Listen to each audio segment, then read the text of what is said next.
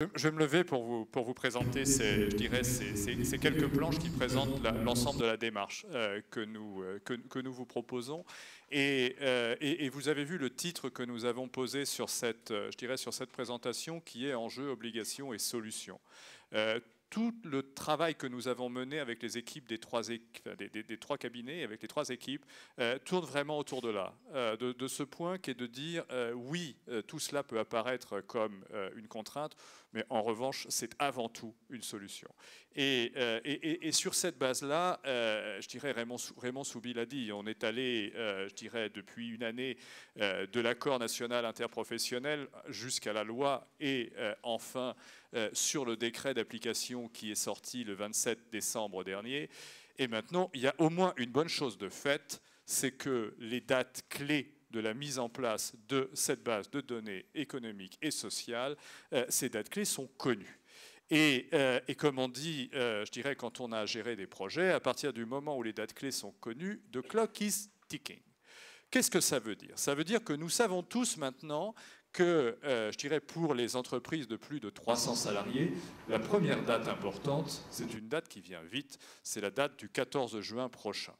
Et ensuite, pour les entreprises de moins de 300 salariés, nous avons un peu plus de temps devant nous pour, je dirais, accélérer le mouvement.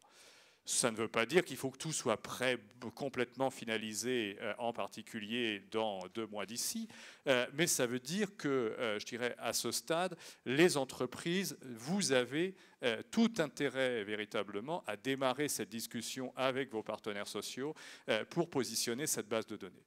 Les négociateurs, le législateur, la DGT ont bien compris l'enjeu, ont bien compris l'importance du travail qui serait à accomplir.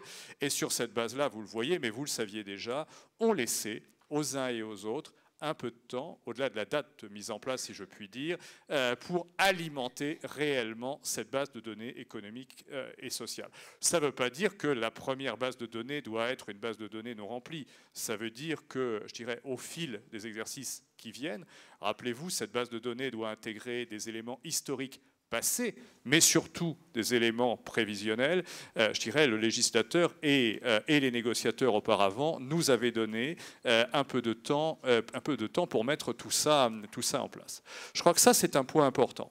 Ce qu'il faut qu'on ait tous en tête, c'est que la mise en place de cette base de données, l'alimentation de cette base de données n'est pas simplement, je dirais, pour donner du travail aux RH, aux informaticiens, aux juristes ou aux directions financières, c'est véritablement pour entamer ce dialogue, renforcer ce dialogue, cette prise de conscience du besoin de transformation des entreprises. Je crois que c'est le point par lequel il faut prendre pour les uns et les autres ce sujet. Et si nos grandes maisons ou nos petites maisons se mettent à votre disposition, grandes maisons, c'est aussi sur cette base-là. C'est le point d'accompagnement des transformations qui est tout à fait essentiel. Ça a été dit, je dirais, vous l'avez vu, vous le voyez, la complémentarité de nos maisons, c'est quoi? Nous, le pari qu'on a fait depuis le début, c'est de faire mieux travailler ensemble les directeurs des ressources humaines et les directions financières. C'est bien, j'étais DRH pendant de nombreuses années, entre délit d'entrave et délit d'initié, il faut parfois choisir le moindre des mots. Entre des informations qui viennent de la direction financière et des informations qui viennent de la DRH, il y a parfois quelques difficultés de réconciliation. Et il est clair que face à cela, les experts, je dirais, des comités d'entreprise ont véritablement, eux aussi, tout un travail à faire pour mettre en forme, formaliser de la manière qui soit la plus intéressante, intelligible possible pour les uns et les autres la formation qui leur sont données, les informations qui leur sont données. Pour ça nous paraissait important, je dirais, dès le départ, de travailler ensemble pour vous faciliter aussi la vie. Montrer que, je dirais, la proposition que l'on vous fait, la solution globale qu'on vous fait, la démarche qu'on vous propose, si je puis dire, est bénie à la fois des directions financières, à la fois des DRH, mais aussi, je dirais, des partenaires sociaux, je dirais, grâce à cette. Alors, l'expertise, il est clair, et Raymond Soubi l'a dit, c'est pas pour faire de la gestion, de la gestion documentaire, c'est pas la GED comme on dit. On est là pour, je dirais, vous proposer une solution qui est une solution qui va beaucoup plus loin et qui vous permet, je dirais, à la fois, je dirais, de travailler sur une présentation je dirais, de vos informations, mais surtout sur cette mise en perspective qui permet le dialogue et le débat. Et vous le verrez dans quelques instants, la proposition qui vous est faite, elle intègre à la fois, je dirais, une partie en amont, de préparation de la négociation, de mise en œuvre de la base, et enfin, je dirais, de tout le travail qui va autour. Alors l'ambition, c'est clair, c'est véritablement cet enjeu d'appropriation et de dialogue. Alors j'ai discuté quand même pas mal ces dernières semaines avec un certain nombre de mes petits camarades DRH, et j'ai entendu beaucoup de choses. J'ai entendu par exemple un truc qui disait « Oh là là, une contrainte de plus, ce machin ». Je voudrais juste rappeler, pour avoir, avec une autre casquette, participé à la négociation il y a un an, n'oublions pas que cette base de données stratégique, elle provient d'un grand deal, elle provient de cet accord national interprofessionnel. Et il y avait une sorte de carré magique. Je vous rappelle, dans ce carré magique, il y avait quand même l'encadrement des délais de procédure. On peut raconter tout ce qu'on veut, c'est quand même, vu de nous tous, un élément extrêmement important. Et c'était quand même l'un des éléments différenciateurs, on va dire, au plan négatif de la France par rapport à pas mal d'autres pays. Deuxième élément qui venait, je dirais, dans toute cette, je dirais, techniquement, dans cet outillage, c'était une meilleure appréhension de la gestion prévisionnelle de l'emploi et des compétences, toujours dans cette logique de transformation. Le troisième point pour les plus grandes entreprises, c'était la participation de représentants du personnel au conseil d'administration. Et évidemment, le quatrième point qui faisait un peu l'intégrale de tout et qui permettait de se projeter vers l'avenir était cette fameuse base de données stratégique. Donc tout ça pour dire que, attention, ce n'est pas un truc en plus, c'est à l'intérieur d'un dispositif qui permet de mieux transformer les entreprises en faisant le pari du dialogue social que cette base de données se mette en, je dirais, se mette en œuvre.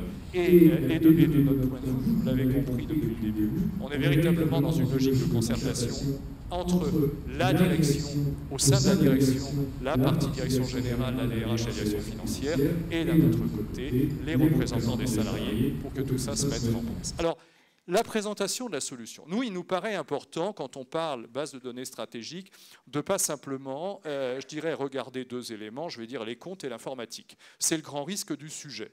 Le risque du sujet, c'est d'être obnubilé par la partie purement informatique et de se battre avec les partenaires sociaux sur le sujet, ou de se dire simplement, c'est une sorte de réceptacle dans laquelle on va déposer, j'utilisais souvent l'image de l'armoire normande, dans laquelle on va déposer des liasses, et après, certains pourront aller les regarder.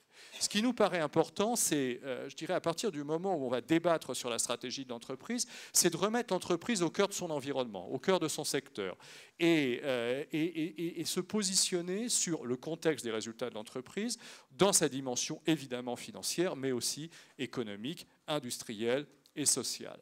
Et tout l'enjeu, c'est de faire en sorte que ces orientations stratégiques, là où l'équipe de direction générale a envie d'amener, je dirais, l'entreprise, soient compris et partagés par les uns et les autres. Et pas seulement dans sa vision générale, mais dans ses impacts. Et on sait bien que les trois impacts qu'on retrouve systématiquement, l'impact économique, l'impact d'organisation, et vous mettez en place et vous modifiez vos organisations extrêmement souvent, et évidemment l'impact humain. Le émoi dans tout ça, je dirais, finit toujours comme dernière question. Et ce qui est important, on revient à l'aspect économique et à l'aspect préparation financière et économique de l'avenir, c'est comment est-ce qu'on présente ces orientations sur évidemment la répartition de la valeur ajoutée au sein de l'entreprise à travers ces différents acteurs.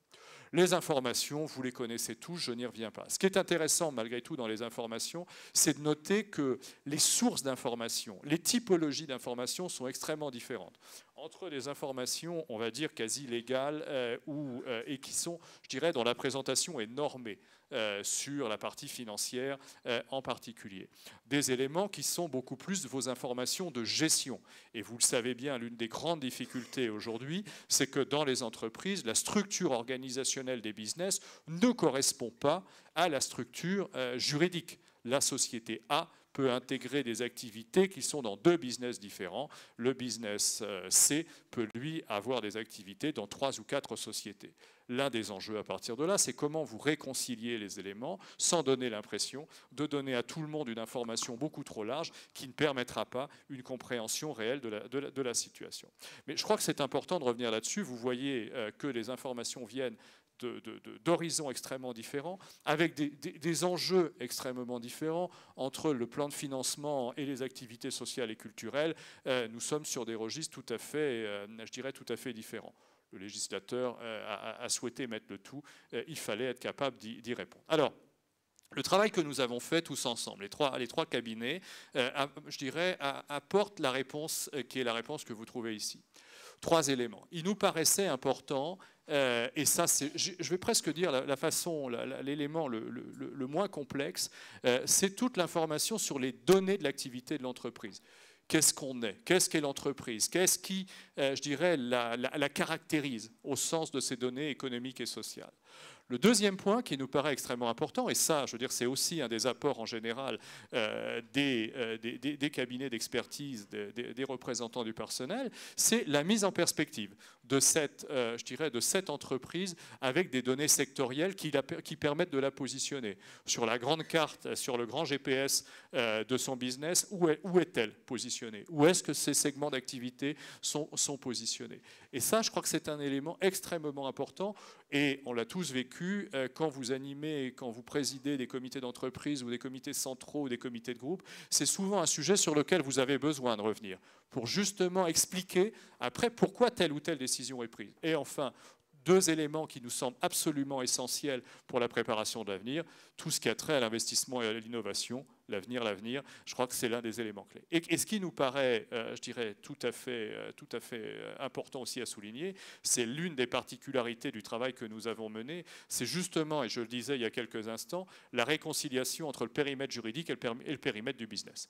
Je le disais tout à l'heure, ce n'est pas, évident à faire. Il fallait le mettre en perspective pour que tout ça fasse sens. Donc, les rôles des uns et des autres, vous le savez bien, je dirais sur le rôle des experts et des conseils au titre de la mise en place de la BD.